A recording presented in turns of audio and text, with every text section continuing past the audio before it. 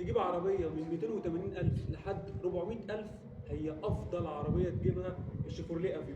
الشيفورليه افيو عربيه موديلاتها بتبدا من 2007 لحد 2020، اخر موديل فيها نزل كان ال 2020. بس في الرينج من 280 لحد ال 400 هتبقى العربيه من 2007 2008 لحد 2014 او 2015.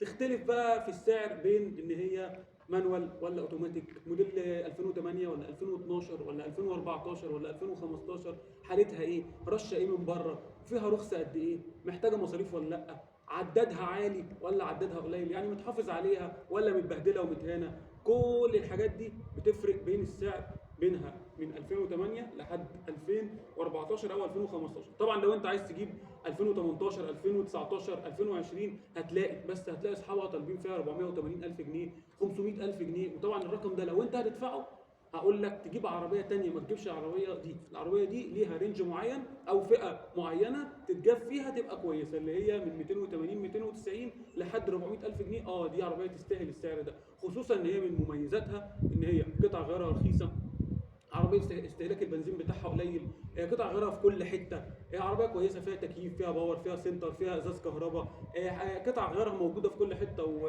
ورخيصه، صالونها الى حد ما واسع مش ضيق. بس هي فيها عيبين يعتبر الى حد ما بساط.